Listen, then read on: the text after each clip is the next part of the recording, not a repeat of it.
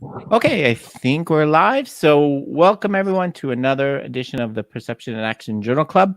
It's my real pleasure to be joined by a group of people from all the way on the other side of the world, where it's almost, how many degrees did we figure out? 70 degrees cooler than where I am.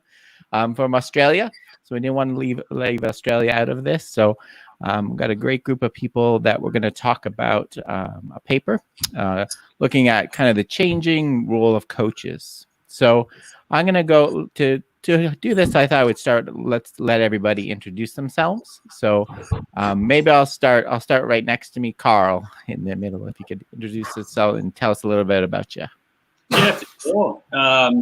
So firstly, Rob, thanks for the opportunity to come onto the podcast. I think it's been a great platform in this period of everyone seeming to be working from home to kind of stay connected and at least understand what others are doing around the place. So yeah, thanks for the opportunity to jump on and have a chat. So I'm my current position. I'm a senior research fellow in skill acquisition at Victoria University, based within the Institute of Health and Sport.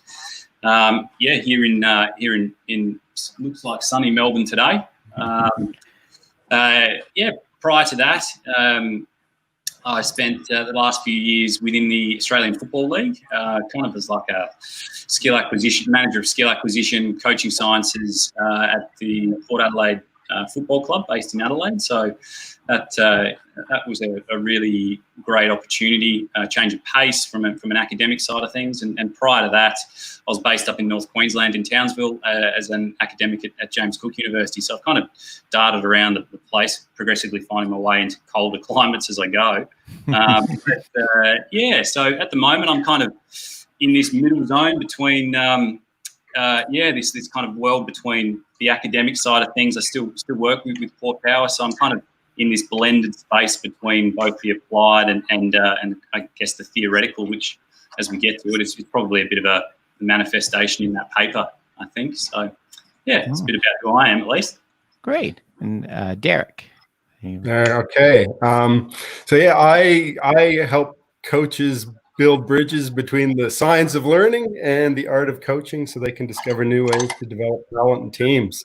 I am a independent consultant at the moment. I've started down the academic route. I'm Canadian. You can probably tell by the non-Australian accent. But ended up taking a job at Victoria University, which is where sort of came across Damo and where Carl is now. Great place to work. Ended up taking a job as the national lead for skill acquisition at the AIS. Like any good government agency, they go through restructures every few years.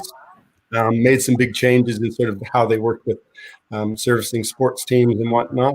And now I've sort of found myself working on my own. But a big theme through my work, I guess, is taking sort of, I guess, the theoretical knowledge that we've grown in this area of skill acquisition, motor learning, and try and connect dots with that information to coaches. So I've been fortunate enough to work with a lot of national teams and currently doing a lot of work with NBA programs, regional and state academies here as well.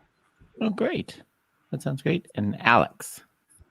Yeah, so I actually started as a very, very young coach because I enjoyed that side of it more than actually playing the game. And then I realized how much of it is out of touch with our experiences. A lot of my coaches were very old school and traditional. And when I walked into my first motor control lecture, I realized there was a whole world of research out there that already matched what I was expecting the coaching world to be. And so once I finished a double of exercise science and psychology, I walked into a PhD scholarship looking at women's sport because we realized that there's no actual foundation to help that specific area despite their ongoing success around the world. And so now I actually study talent development in women's cricket. Cool. That's really interesting. Yeah, you're right. That is an important angle we need to take, definitely. And last but not least, Damien in the my bottom left. Hi all. Yeah, Damien Farrow. Well, I reckon everyone else summed up what I do. I'm a bit of what Woodsy talked about. I've come from academia and I'm now working for the Australian Football League in coaching and innovation, and in particular working with our officials or umpires. And prior to that, I still hold a position at Victoria University in the Institute of Health and Sport as a professor in skill acquisition. And a bit like Derek, I spent 18 years at the Australian Institute of Sport in the area of skill acquisition, working with coaches and athletes to, ultimately to try and enhance their skill learning and solve whatever performance problems they have. So I feel like my whole career I've tried to balance the academic and the theoretical with the need for application. And I think I'm most passionate about that in terms of you want to stay well read, but we need to impact those at the coalface. So I think much like Derek's trying to do, and I know all of us are trying to do, that's my history. Yeah, no, I agree. I think you guys are all exemplars of this doing this practice research kind of integration. I think it's really important. I know a lot of people evaluate. So today what we're going to do is talk about something that directly relates to this, and we're going to talk about a paper. And I'm going to put the title up on the screen because it's a mouthful. This is the title of the paper. So we have the lead author here, Carl Woods. This is the title of the paper, Sports Practitioners as Sport Ecology Designers, How Ecological Dynamics Has Progressively Changed Perception of Skill Acquisition, in quotes, which we'll get to, in the sporting habitat. So what I thought we would start with you, Carl, because as I said, you're the lead author on the paper. What I wanted to ask you maybe to start off with is this emphasis on ecology and ecological dynamics and ecological approach. A lot of people, keep using that word, and a lot of people I find wonder why do we keep emphasizing that? And I know that's a big role in this paper. So maybe could you talk a little bit about why is ecology such an important issue for you in this paper? Yeah, really good point. And I guess it's a massive title and kind of fits somewhat provocatively, I guess. But the whole notion that we tried to push and are trying to push with this kind of series of work in this ecological space is to emphasize the importance, I guess, more so of relations or interactions. So it's not necessarily something that we kind of, I guess, traditionally emphasize within the kind of traditional coaching sense, so to speak, in that, I guess the coach has been seen in this light of providing solutions for the players, providing direction to reorganize some particular phase of play or some particular movement. And we often, I at least often perceive that as kind of like a means to an end, as opposed to the real important element of that is developing an interaction or an engagement between the individual or the organism and then niche within the environment, which effectively is what ecology boils down to. An ecological understanding is how and some particular organism interacts with its environment, how it perceives information, and how it then regulates their actions based upon that perception of information. So I guess this was a bit of a call in sport, at least, to place a greater emphasis on the individual and their emergent interaction, as opposed to the scripting of a play or the kind of repetition of some particular rehearsed and reproducible action that I guess can take its form in many ways. I guess it can in high performance sport, it can at least take its way in structured plays, game models, or it can take more of a nuanced approach on this is how you should perform some particular kick or throw or handball or whatever it might be. So rather than focusing more on that, this paper was perhaps more of a call, or situated to be more of a call for practitioners to perceive more of the interaction or the relations as opposed to the final product of some particular pattern of play or movement pattern itself. Mm-hmm. Yeah, no, I think that's it. Does anyone else want to chime in on that? What kind of ecological or ecology kind of means to you from reading this paper? And is ecological a good description, I think, of what we're trying to do?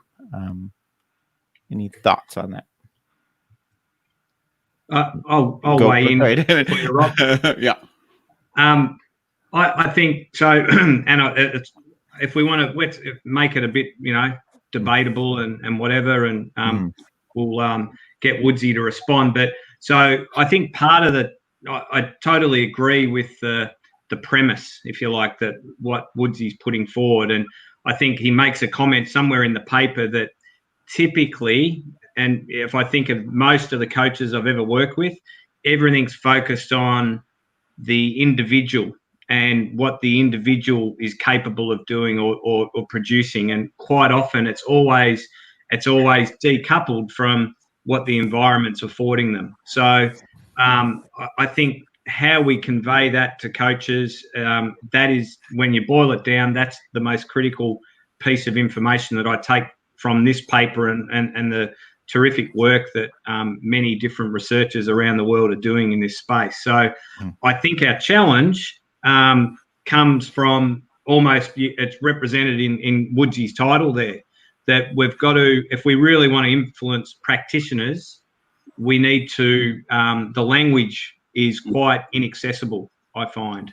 And so when I deal with coaches, we have to find ways to simplify the message. Otherwise, they're not reading this type of material regularly. And I know this is written for a scientific audience, but that to me tends to be the problem. And then that manifests in the way in which coaches conceptualize what this means. And I'm sure we'll talk about that as we work through. So I'll just sort of leave that as an opening remark, I suppose. Yeah. No, I think that's a great point, Damien. I get that a lot from people about, the kind of the terminology in this area sometimes. And I think one of the terms you use, Carl, is organismic asymmetry, right? And I think that's kind of, both of you guys were talking about that. This asymmetry where we think all skill is with the individual, like in your head and a representation. But I'm sure also, I think also you're trying to make the point that asymmetry between the coach and the traditional approach of the coaching is there's this asymmetry of the coach as the instructor, that I know everything and I'm going to give you the answers. We're trying to change that.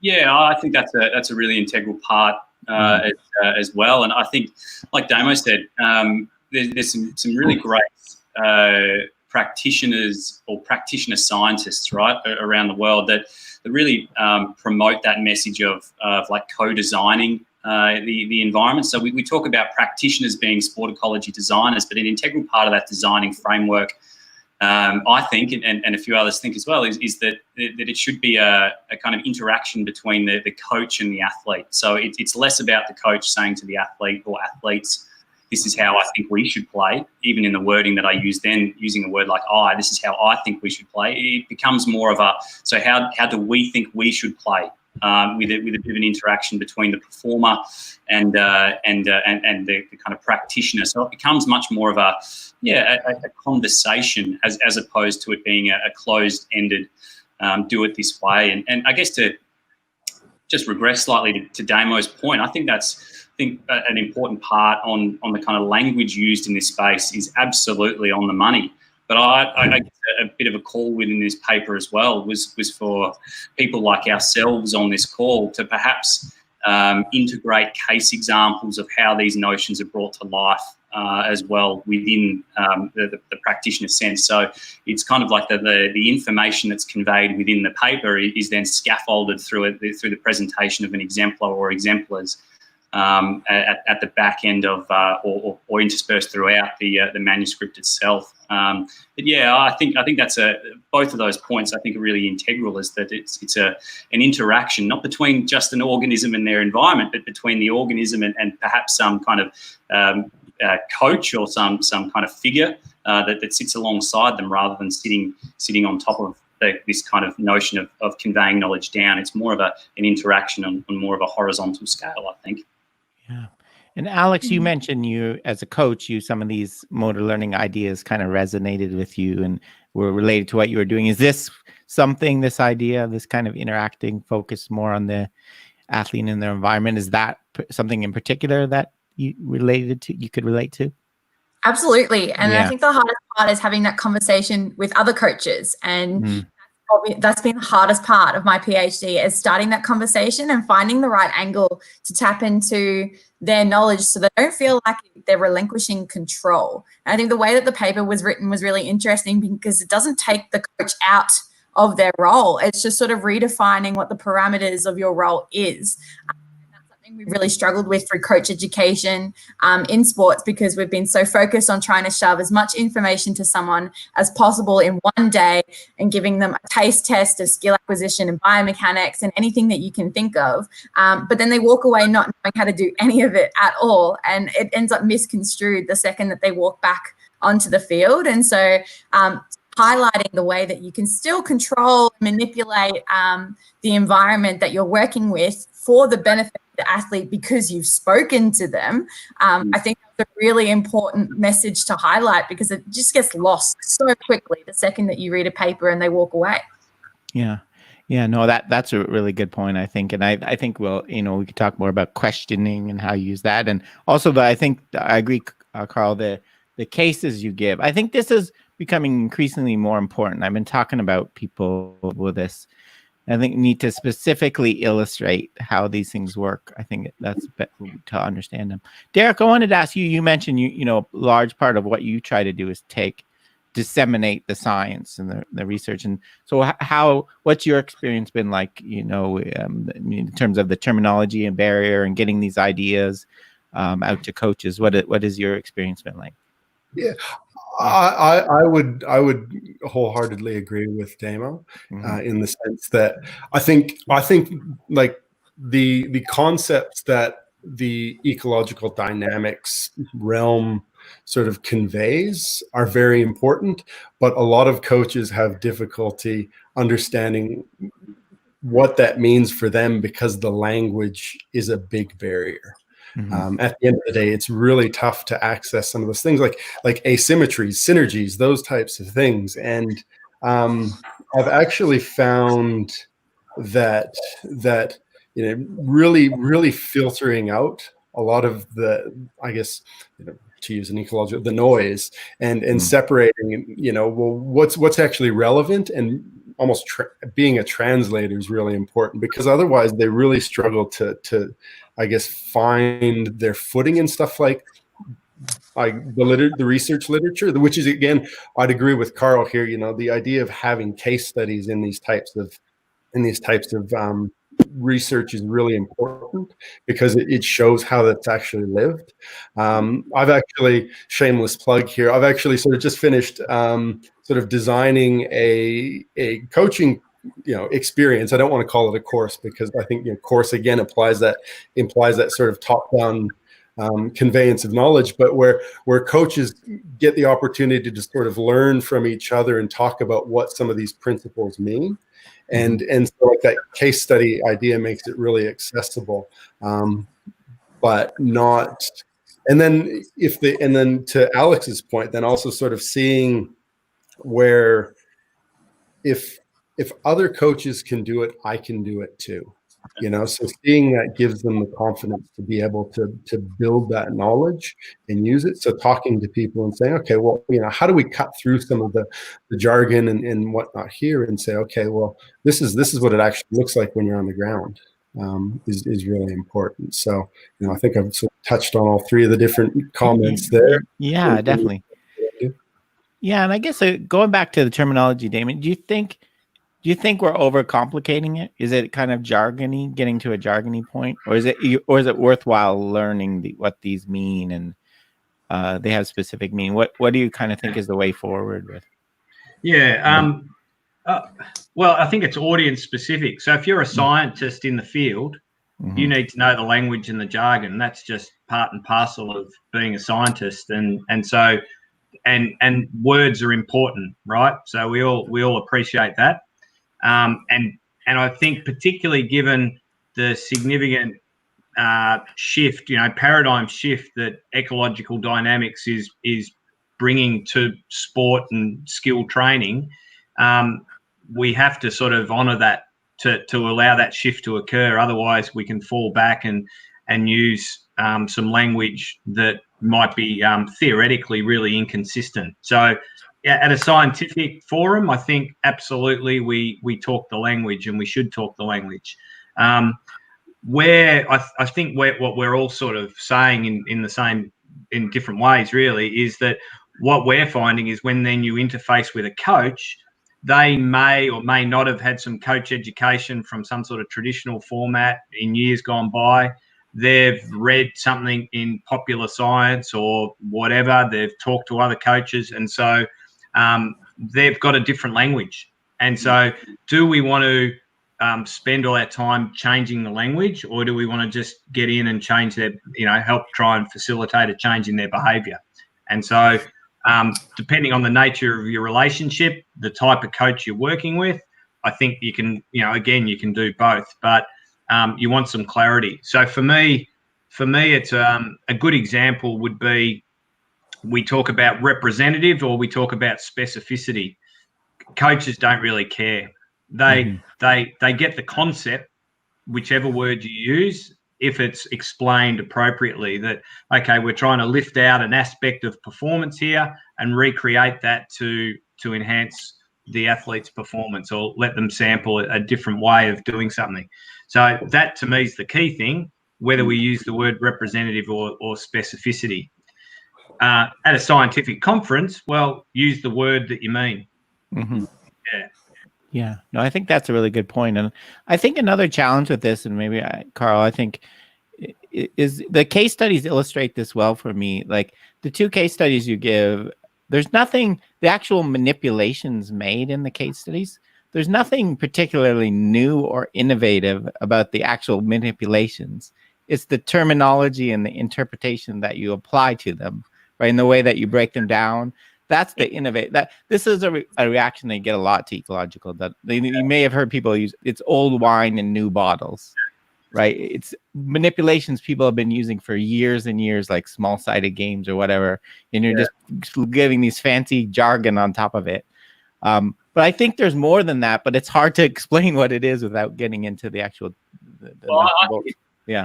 To kind of indulge in a little ecological approach, I think it's the difference between knowledge of and knowledge about, right? Like I think there's a difference, like what Damo was saying, people like myself, Alex, Derek, these kind of, like I don't perceive myself as a theoretical scientist, right? I see myself probably more as a practitioner scientist or scientist practitioner. So I think there's an important understanding here that I need to know the nuances of what I am preaching, right? But so I need to know of them. I need to actually live these notions. So like representative design, for argument's sake, and using that exact example because we've written about it in another paper, which will hopefully be released soon. In that, to convey that type of concept to a coach, it's as simple as I found, at least with coaches that I've worked with over the years, is using words like, did that training activity look game-like to you? Okay. Now that type of question evokes exactly what I want to kind of extract the information that I want to extract, but it allows them to frame it in a way that's of meaning to them, right? Instead of me saying, how representative was that activity or was the action fidelity representative of what would be exposed in a game? Like that's not the time nor the place. But simply probing a question as, did that look game-like? I think then it allows the coach to draw upon their experiential knowledge that it is the really rich stuff, right? I mean, that's the stuff that wins us games of footy or loses us games of footy, right? It's not necessarily whether or not they understand the difference between representative learning design and kind of specificity of practice. It's really if we're able to channel that information in a way that's digestible for the coach. And that's what I mean by knowledge of and knowledge about. I think this notion of kind of these contemporary practices aren't necessarily contemporary. I think there's lots of validity in that because I spend a lot of my days now reading things in like social anthropology, and people like Tim Ingold have been proposing these things back in the early 90s, and now I think we're writing about them in a contemporary lens in this day and age. But again, I think it comes back to being able to convey that knowledge in a useful way for a coach, which is this difference between knowledge of and knowledge about. I think it's being able to, the difference between a coach saying, yeah, I understand representative learning design, and a coach that goes, well, I don't really understand the specific terminology of representative learning design, but I know the importance of making sure that I keep defenders in this particular activity because we're practicing offense, and to really ensure our offense is often singing, I need to challenge them against different defenders or different types of defenders, right? I'm sure the coaches I've worked with in the past mightn't be able to explain the real specifics of the information regulating action, but they will definitely be able to say that that's really important because that helps us see how the players respond when a defender runs at them, or how a player responds when a defender holds off of them, or how a player responds when a defence adopts more of a gap control type strategy against them. So I've kind of gone down a few tangents there, but I guess that's my take on it, is that I think there's this notion of it being not contemporary, but I perhaps take more of an understanding that people like ourselves and people all over the world that are doing a great job of it needed a knowledge of it, but we need to convey it in a way that is easily digested for practitioners at all different levels of sport, not just in high performance sport, but exactly like people like you had on the other day, Rob, like James Rudd, who's doing a great job of this, but in a physical literacy sense for teachers, for educators in schools. So that's at least my take on that notion of being kind of what is old is new type thing.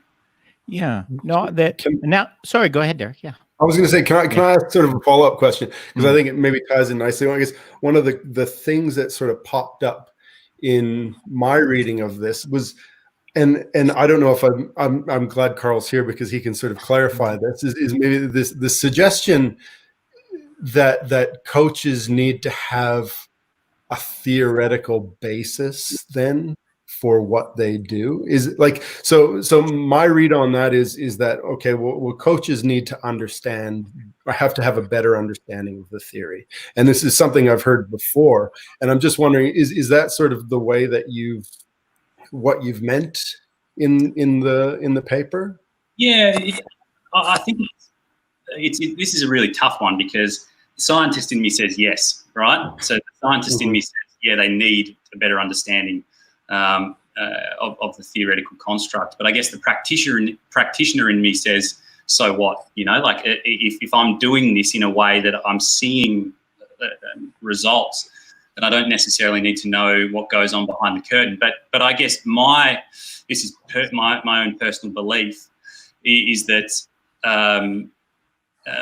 we need a foundation that informs our ecology or our practice ecology, right? Like we can't just be this, I don't think, and I know this probably might be a point of difference, particularly maybe for Damo and yourself, but I don't necessarily think that we get the most out of what we do by kind of, you know, bobbing in the ocean. I think there needs to be a really solid foundation underneath of what they perceive or their ideology. Now, whether that's ecological dynamics, I clearly think it should be.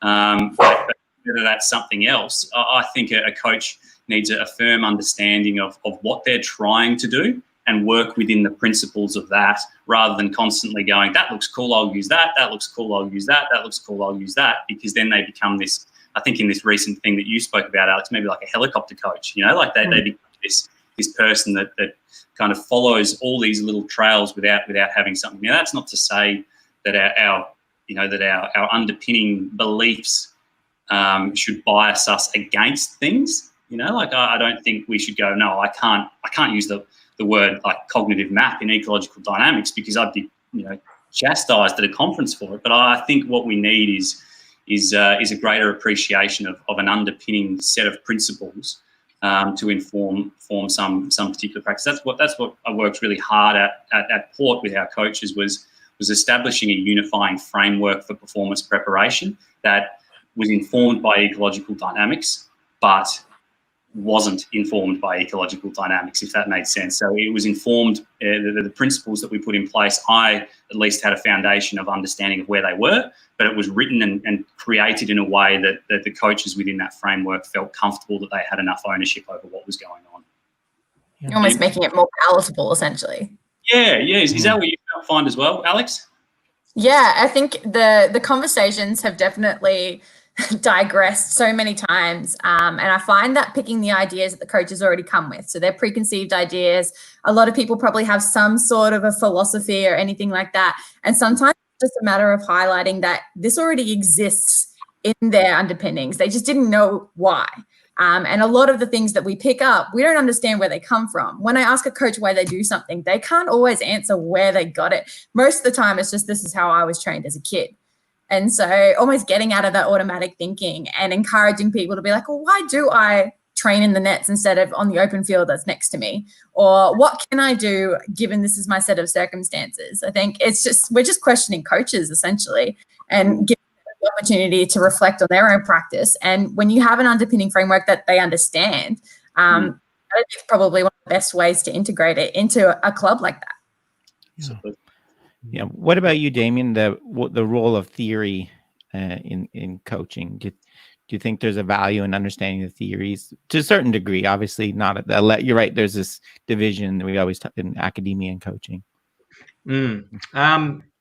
I think you got to understand why you're doing something.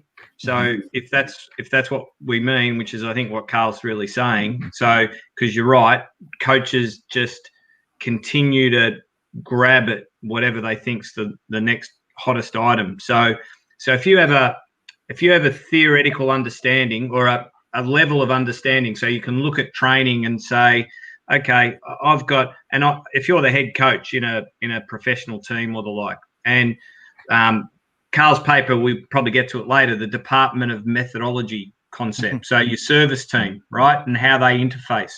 So I'm the head coach and I look over and I see my strength and conditioning coach having our athletes run around cones to do agility training, as an example, or the flashing lights that you can buy and they react to the flashing lights.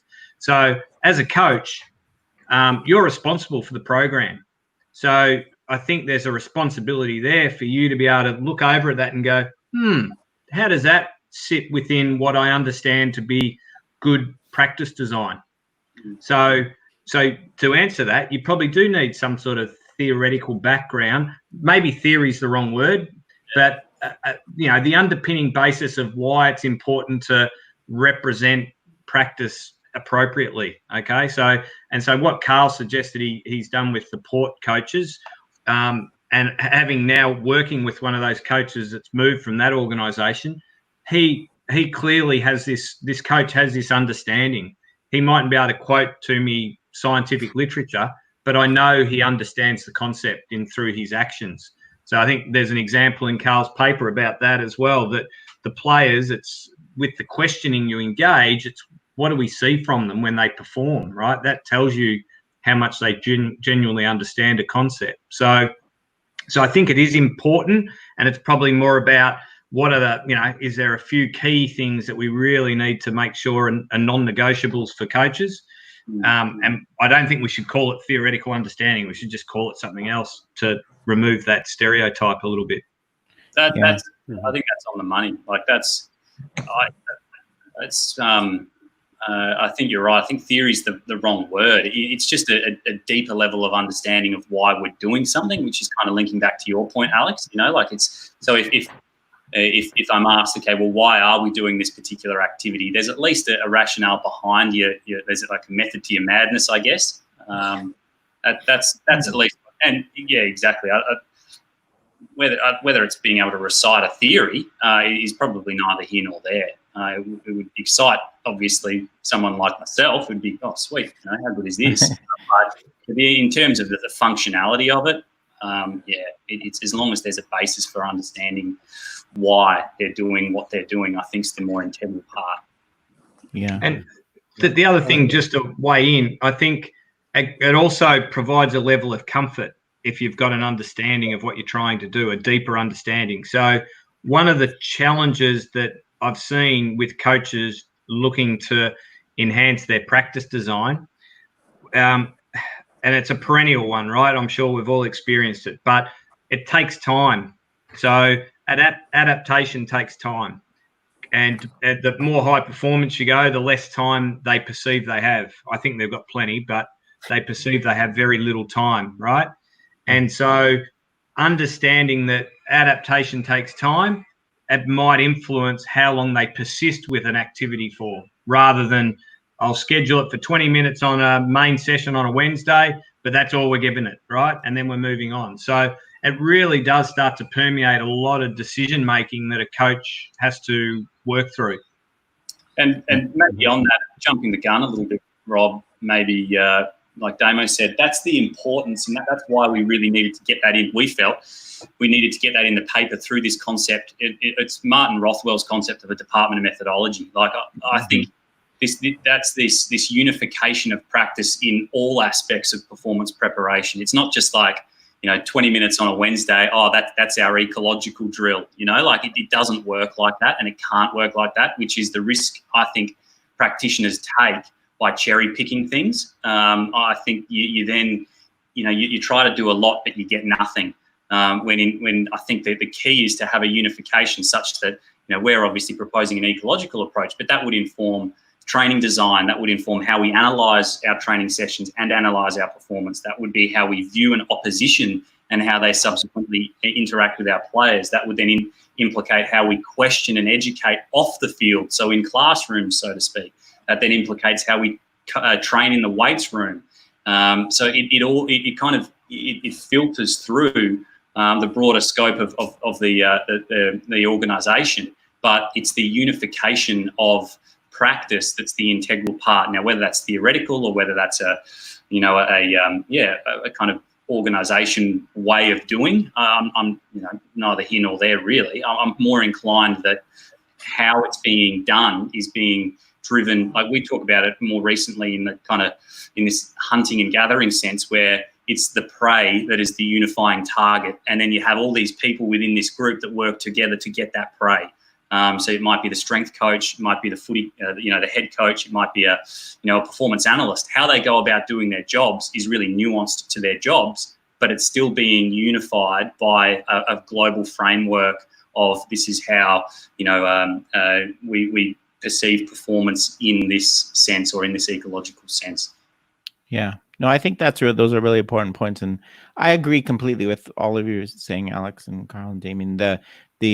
I think the consistency for me is the most important thing. Maybe not understanding why, but what this cherry picking or helicopter, that I think I'm starting to see that. Like, I'll get people that approach me and say, I really believe in self-organization after people learn the fundamentals first. Like, you don't believe in self, you don't know what I mean, right? So playing both sides of the fence and cherry picking is going to lead to a lot of ineffective practices, in my view, right?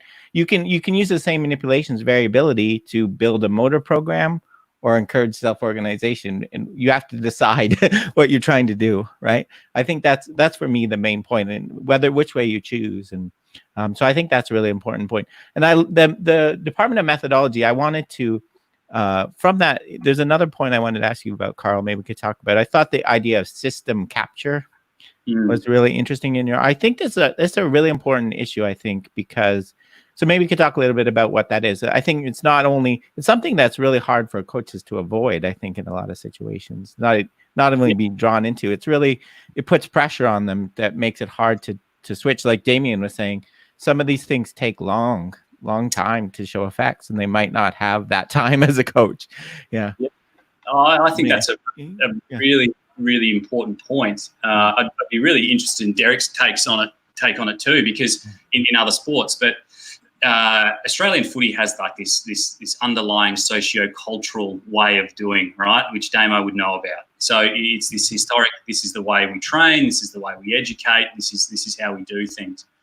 And it's not to say that these ways are bad, right? But I think what the call for this is to constantly be aware, going back to why we're doing things. And I think if the reason behind why we're doing things is because we've always done it this way, then that's wrong. That's not the right way to do it. So this notion of system capture that we're trying to promote is that we're actually trying to break away from a path-dependent behaviour. Like it's this notion of, well, I've always coached this way, so this is the way I'm going to continue to coach.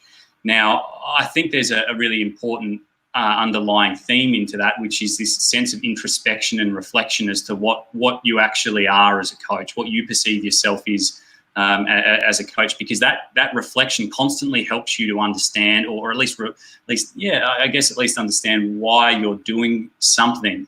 And I don't think, personally, we can innovate without really being reflective upon why we're doing something, because I tend to find, at least in my experience, there's this kind of follow the leader mentality. It's like, oh, this team and this coach is doing this, so we got to now go and do that, right? Well, that's kind of like the wrong way, I think, of doing it. It has to be, well, why did they go about doing that? Why are they training in this way? Why are they educating this way? Why are they focusing on this? That leads to this kind of constant questioning of, are we really doing something that we think is right, or are we actually doing something that is kind of we're subconsciously drawn into because it's always been the way of doing. I'm massively I've been sucked into that from a scientific perspective over the years. Like I've done written papers because I'm like, oh, that's the way we do it in this area. Well, why? Like, why can't we write this way? Why can't I analyze data this way? Why can't I, use a provocative question somewhere in a manuscript which challenges this historical way of doing?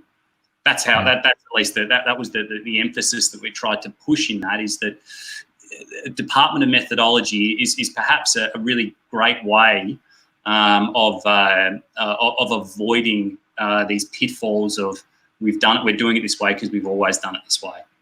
Yeah. What's your experience been with that, like about that, Derek, about this breaking this, that's the way we always do it? And also, I guess we could also talk about, one of the main points of your paper also is we've talked about the shift of coached from instructor to a designer. That's a big shift, I know, for a lot of people. What's your experience been with those kind of things, Derek?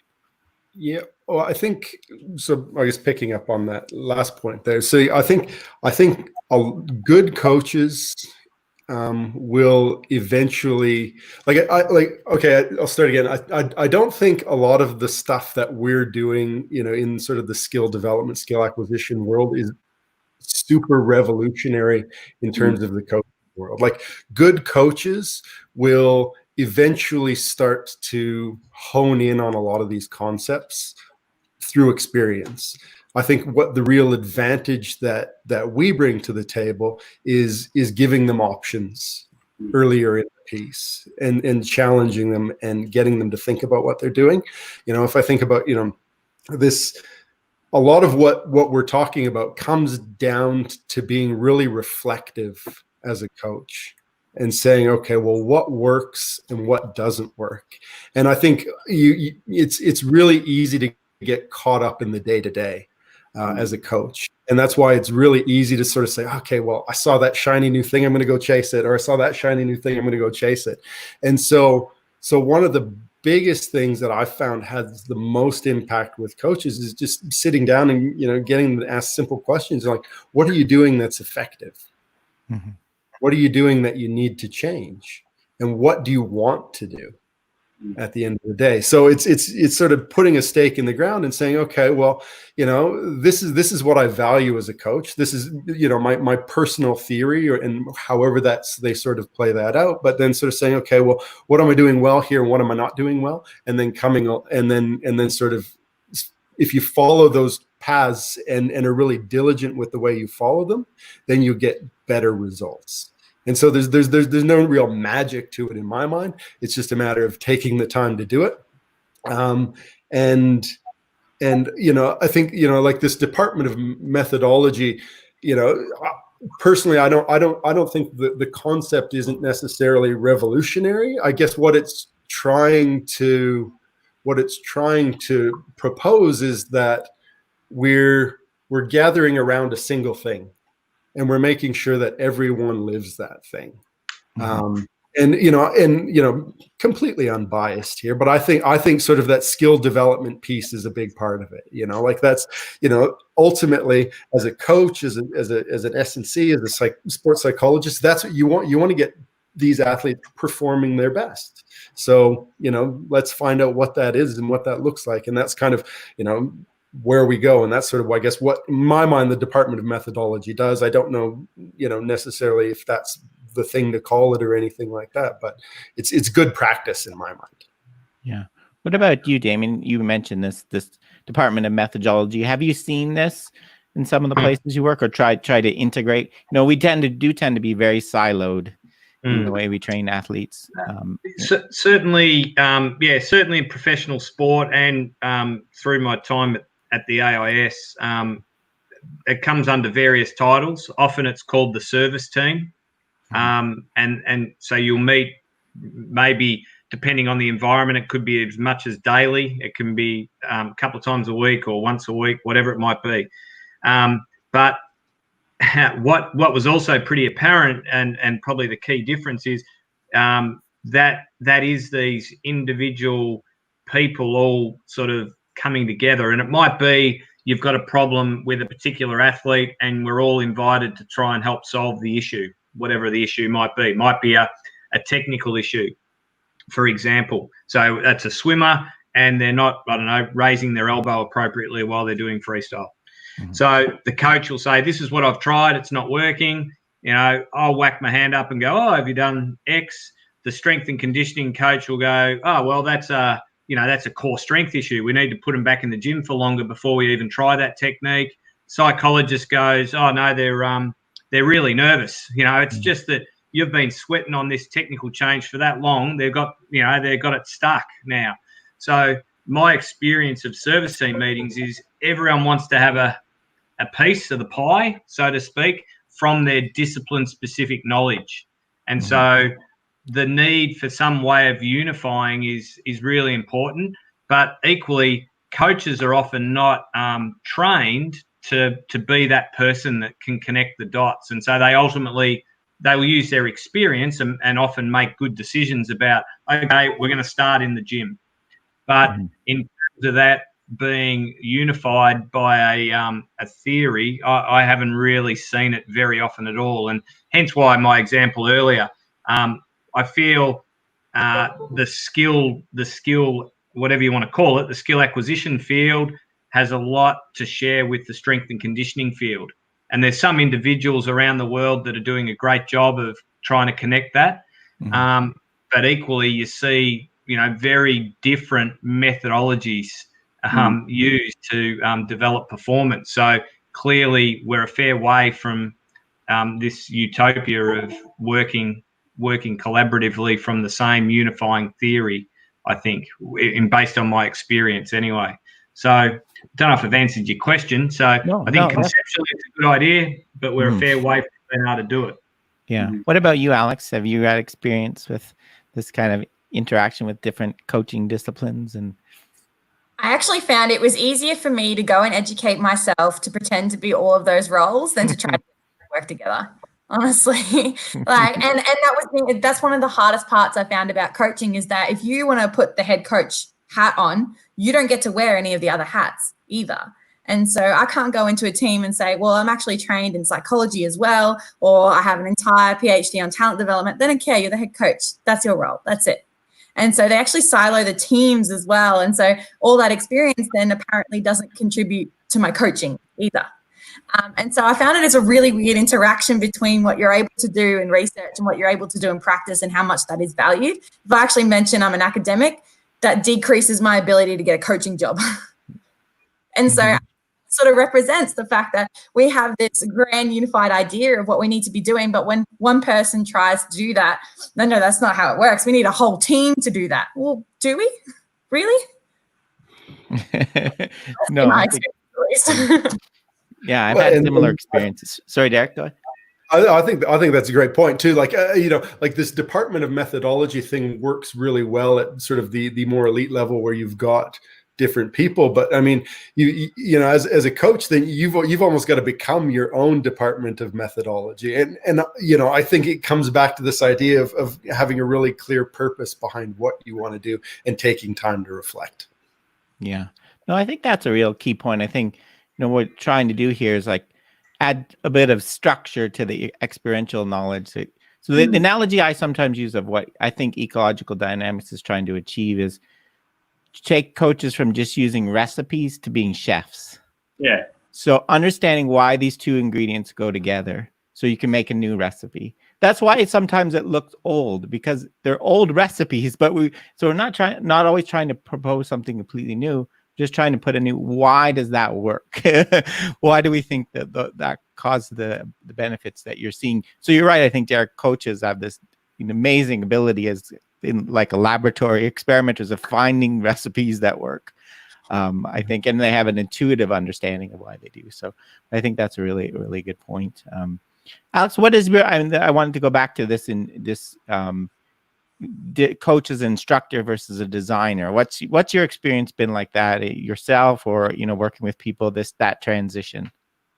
I actually, funnily enough, just wrote a small article about the fact that I reflected on all the experiences I had as a kid going through the pathway, and I found it intolerable to go to training. I actually didn't look forward to go to training at all, because I knew that I walked in there and picked something up, they'd be like, why are you holding it like that? That's not the way you should be holding it. She's not holding it like that. I really didn't care. Like, I just wanted to be able to try the task that we were going to be doing, and that's it. And so I started to wonder, why do we stop people in the middle of their tracks and tell them to do something when chances are they'd come to their own conclusion eventually, right? I mean, we do the same with the school curriculum as well. Even now, you get to pick your own assignment topics. I mean, your experience in sport shouldn't have to be that much different than that. And so when I then turned around and asked coaches the same thing, well, why didn't you let her just, go on with what she was doing and eventually she'd work it out? They're like, we don't have time for that. We don't have time for her to explore. We don't have time. We only have 30 minutes in the nets. Like, what do you want me to do? Do you want me to let her sit there and make the same mistake over and over again? Well, yes, because eventually she'll make a mistake. But unless you've set up that idea and asked that question, maybe they don't even think it's a mistake. Maybe it's only a mistake because it doesn't look like what you're doing. And so breaking down that barrier to the fact that people are going to have unique solutions to their problems, I think that's when you realize that's the time that you switch over from being an instructor to a designer. And so I always start my sessions, or when I take a new team or anything like that, the first thing I say is, I'm not going to show you anything. I'm not going to demonstrate it. I'm not, because we are completely different people. I coach children. Like, yes, we're probably relatively of the same height. But that doesn't mean that we have similar solutions to a problem. And so I don't want them to think that just because I can do it one way, that's the way that they should be doing it. And so I think that's the day that I switched between an instructor to a designer. And now I just challenge other people, well, why do you do it that way? Because I'm actually genuinely curious to know, like, where do people go to find new information or to answer that question? Yeah. No, I think those are great points. And it made me think of something I was, I think this paper also does a good job talking about, Carl, and maybe I'll ask Damien about this misconception that this approach is hands-off coaching. Yeah. Can you talk a little bit about, and where I think you make a good point, Carl, it's actually harder in a lot of ways. Yeah. I was actually going to say, in response to Alex's point, and it sort of flows on anyway, but it is hard coaching. Like, you've got to know your sport super well to coach effectively in this manner, this hands-off manner. Mm-hmm. And I think it was Rick Shuttleworth, who's a really good applied, whatever you want to call it, theoretical applied scientist in this space as well. He introduced to us, when he was working at the AIS, the use of like a constraints table. So when we would meet and work with coaches, we'd start to get them to think about all the different constraints they might be able to manipulate in a given task. And very quickly you fill a page or pages, and then you start to get them to think about sequencing those. So, okay, if we're going to start with constraint A, where would we go next if that doesn't work? So the cricket example that we had, they're still not hitting the ball effectively. So what's the next lever that you pull as coach? And then what's the next lever? And so we start with that quite frequently. And I still use it a lot in terms of getting the coach so that's that preparation before training. And then from a coaching point of view, you have to stand back and watch to see whether that's occurring. You can't be involved. One of my greatest frustrations is, and I see it in all levels of sport, is the coach, they love the sport, they probably played the sport, but but they love it that much that they still run around on the field with the players. So I see it at the elite level and I see it at the junior level. And it's like, get out of the way, stand back, get hands off, observe, and then pull some levers. Use your constraints table to influence the progression that might be occurring within a given session. So for me, it's really difficult. And that's where I think that's also our challenge, because if you go down one level of coaching to a community level, that's fundamentally what we're asking people there to do, which is a really difficult thing to do. So that's why they gravitate to a recipe. But I don't think there's any excuse when you get up to the high performance level that you should be able to stand back and facilitate more hands-off coaching. But again, there's just all these, we've always done it this way. We're always on the deck with the players. That's how we do it. And it's like, well, it's interesting. On game day, you sit up in the stands and you send messages every now and then, and you just study, and you have your performance analyst sitting next to you feeding you statistical data about what's happening. So when are you practicing that? Why aren't you using that to inform your practice? So you can have some really fun, challenging conversations with coaches about what hands-off really is. And ultimately, those that get it walk away going, yeah, this is pretty complex. And I actually have to be a really good coach to do it. And then that's where you sort of can have a breakthrough if it sort of gets the ego engaged a little bit. Yeah. What about you, one Derek? of the things I was going to say, one of the things I really like to do, just even simplifying just the constraints table, to make it a little bit simpler. One of the things I like is, okay, well, what's your favorite drill or activity for teaching this skill? And then diagram it out. And then I'm like, okay, if that skill is if that drill isn't going well, how, let's say, okay, well, what's the one thing that you can change to make it easier? Okay, then they design that one, and then I say, okay, well, what's something we can change to make it a little bit more challenging if they're finding it too easy? And then so, from that one drill, all of a sudden, they've designed two things that they've got ready to go right away. And so I think it's starting to drip feed people, how this actually works and what it looks like is really powerful, because they all of a sudden realize, geez, this is actually not as difficult as I thought. And they start going through all these different permutations. But for me, I think that's a great starting point. Put together the list, but then actually design something that says, okay, I've got 3 different drills in my pocket in case the one that I start with doesn't work the way I want it to. Yeah.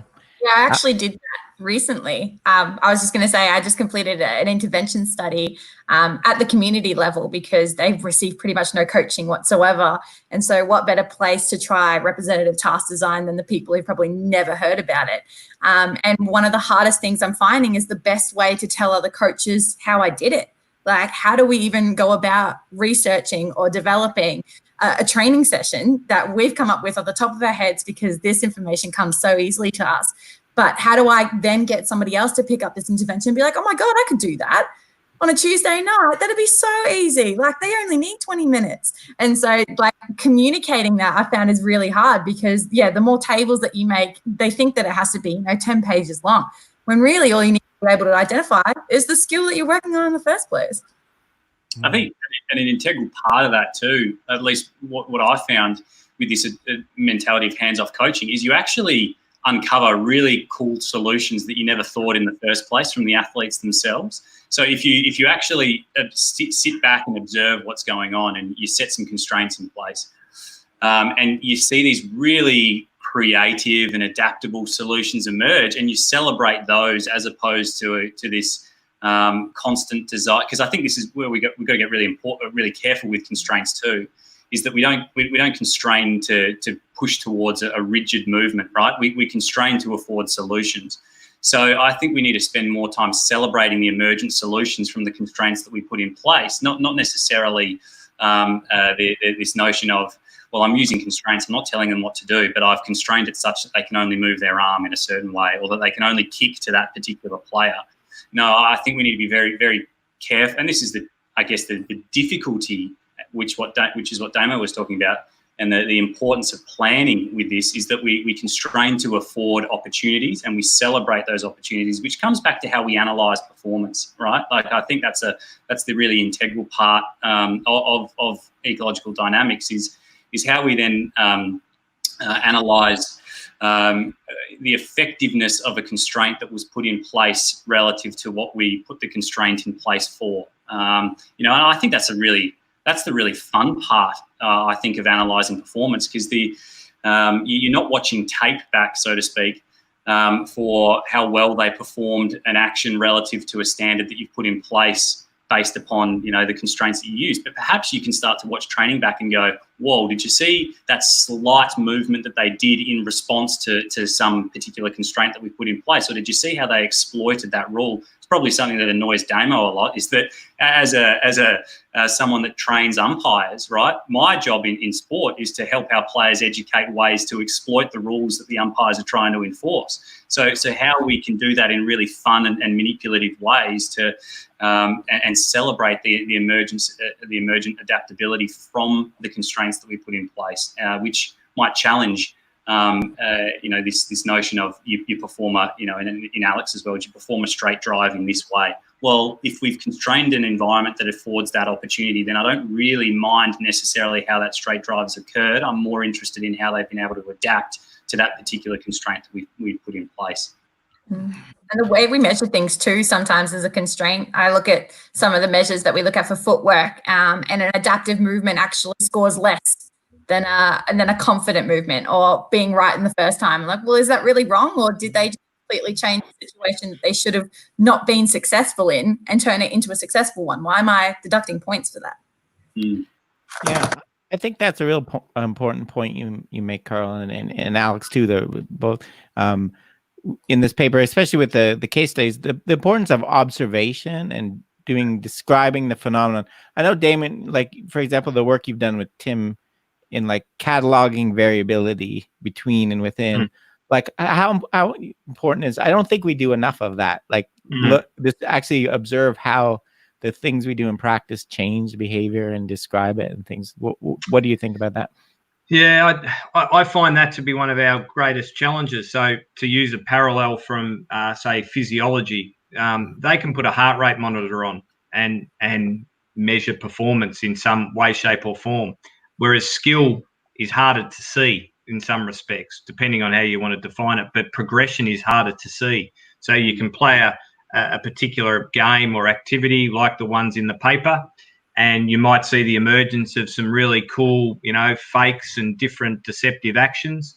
And you go, okay, so is that going to carry through to the weekend? And so we struggle to be able to understand whether skill is actually getting better for performance terms. So from my point of view, if we can somehow contextualize what we're seeing, and so if we talk about, task switching or the like, if it's from a practice variability point of view, we want to appreciate, well, when does performance need to change, or when do we, as coaches who are observing, when do we need to maybe start to question the athletes or ask them to try a different challenge, so that we're not getting this plateau in performance that tends to occur, that we, traditionally would go, oh, good, they've learned this, when we all know that that's, probably the most dangerous point in practice. They need to be challenged again. So for me, that's it's easy said. High performance environments, you might be able to record and model it like we've done with some of those papers, but a coach without that sort of performance analytics behind them, they need to be able to at least understand and stand back and watch and have some sort of metric of performance in their mind that they can use to go, okay, it's time to shift, or no, we can persist with this activity for a little bit longer. So I think that's a real challenge. And I think Carl's paper has some comment on that. When is variability functional and when does it become detrimental? So if we then talk more about the actual the movement patterns potentially, I think again that's really challenging. We don't all have biomechanists that can assist with the measurement in that respect. So knowing, I think that the U shape is a nice way to conceptualize it. at relative to skill level.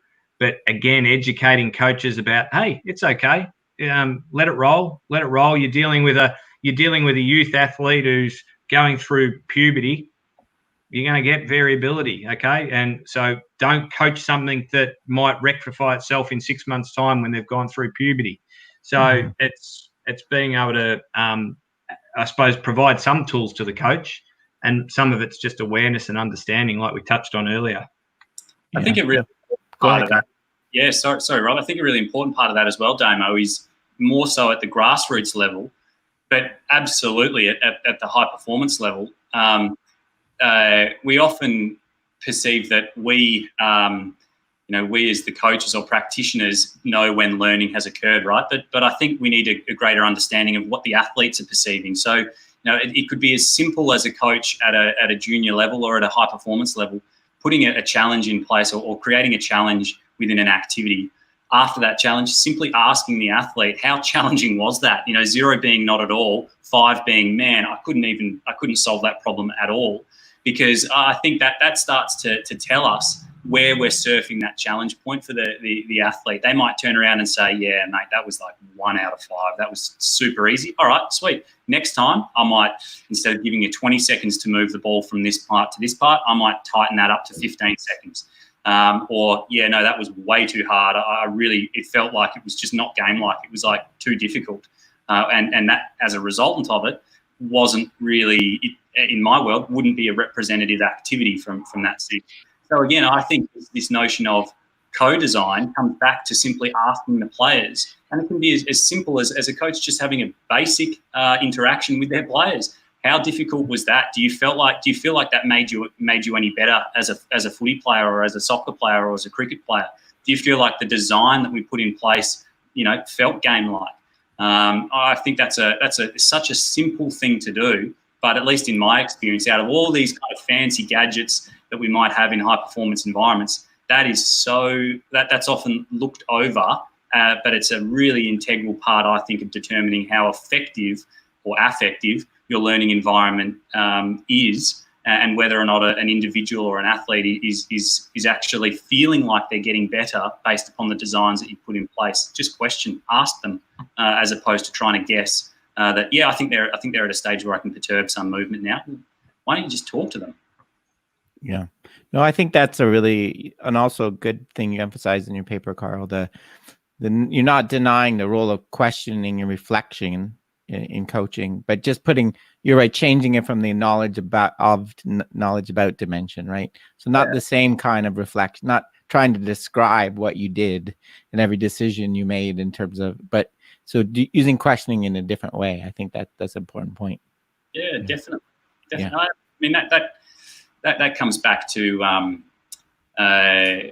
some basics. I think of kind of it's probably a provocative term, but I still think there's a home for showing in an ecological dynamics framework, but we don't show in the historic sense of kind of like showing something and then saying this is the way to do it. I think we show by being very careful with how we interact or how we manipulate constraints, and that might be showing, right, if you can find some space in this field, I'm going to give you 2 points for that. So again, you're showing them kind of where to look, but you're not telling them what to see from that response. So I think that's a really integral part of this notion of knowing when something has been learned or not. But I think it's an important part of really being aware. I think at times that an ecological approach is just this notion of I can't show them, I can't demonstrate it, I can't, and questioning just has to be a response to in some kind of action that we see on the field. No, I think it comes back to how we view what showing might be, what demonstration might be. It comes back to then how clever we can use constraints or whatever different features of our environment to interact the athlete or interact the athlete with their environment or amongst themselves or with us or whatever it might be. Yeah, no, I think that's a good point. Well, look, wow, the hour went by fast. I'll keep you. So I thought I'll go around and you maybe get a last thought from everybody. Anything you want, but one idea I had, if a coach is, maybe you have a path dependent coach, it's used to doing it always the same way. what's a way to get into this? Be more ecological, be more a designer. Is there what would be your advice for a coach to kind of take the steps to go in those directions? Maybe I'll start with you, Damien. That'll give you really hard, or any other final thought you want to have is fine too. Thanks for putting me on the spot, Rob. No problem. Look, I think, for me, the one thing I would ask them to do is take themselves, two things actually. Take themselves out of the activity, because I find a lot of coaches get so absorbed in the activity that they're prescribing, they don't get to see what's happening. So if you don't see what's happening, it's really hard to then appreciate the role the environment's having on the performance. So take yourself out of the environment. And then the second point is to remind them what it felt like when they were a performer themselves. Most of them have come from being an athlete, maybe not elite, but they've played the sport. Remember what it was like to be a player. Remember the amount of information sources that you were dealing with when you're on the field, running around. There's people yelling, you're about to be tackled, you feel nervous, etc., etc. And then from that, really reinforce that, well, all of those emotions, feelings, physical, mental, etc., that's what you're really trying to recreate in some way, shape, or form within the practice that you're designing with the athlete. So they'd probably be the two key points. Stand back and remember what it was like when you were an athlete. Yeah, those are great. Alex, what are your thoughts about changing as a coach? Well, 3 pages of notes, so to make. I think the biggest thing is going to be don't assume that your players or your athletes can see the same things that you do. And so every time that you approach a session, you have to approach it with the same curiosity that you had when you were an athlete. And then maybe just identifying that forcing them to look somewhere doesn't mean they'll see it. I think that's probably one of my favorite quotes out of this whole thing, is that we're not telling them what to see, but we're giving them the opportunity to identify that is a source of information. What are you going to do with it? What can you do with it? And so I think that's probably going to be my takeaway. The next time I have a conversation with a coach is, well, what are your players looking for, and when was the last time you asked them? Mm-hmm. Derek, what's your final thoughts? Shameless plug. Go to www.derekpancake.com for my course. I'll teach you all the things. Of course, that goes without saying. I'm terrible at marketing. For me, those things really resonate as well. I guess figure out your purpose. Start with your why. Like to take a page into Simon Sinek's book. Figure that out first, and then I guess echoing a little bit of what Damien said, start with the end in mind. Figure out what this needs to look like in context in the game, and work backwards from there, and then start stripping things back. But you always start there. So that's what I got. Okay, good. Yeah, Carl, what do you? I think everyone's pretty much summed it up perfectly. I'm really part of this. I guess it's to link back to Damo's point. Like, I have this belief that none of us like being told what to do. Like, I think back to when I was a kid. If my parents told me to do something, I'd probably make it my intent to do the opposite. So I think, based on that understanding that we don't like being constrained to have to do something, I think is a really important part of understanding that. Think back to when you're an athlete or you're a player. How enjoyable was it to be told what to do by a coach, that it has to be done this way? I think that reflection is really important, because when at least the coaches that I've worked with over the last few years, when that kind of penny drops for them, they realise, like, I had this one coach that was always like, it has to be done this way, and it didn't fit how I played the game. Well, that should be a bit of an understanding that maybe there are other ways to do things, and maybe then the job of the coach shouldn't be to provide solutions per se, but it should be to kind of just nurture problems that the players then go off and solve. Mm-hmm. Yeah, no, I think those are all great points. I haven't coached as nearly as much as you guys have, but I've had similar experience with teaching, from moving from standing up there lecturing to people to where you actually get into discussion and you open up that I don't know everything about this subject. Let's figure it out together. It is a big jump. It's a kind of a jump for people, but it really makes it more rewarding for everybody, I think. So, well, thanks everyone. That was really fun, and thanks for people following along. I think we'll end it there. Thanks for having us, Rob, and keep up the great work yourself. Absolutely. Absolutely. Let me end this, guys.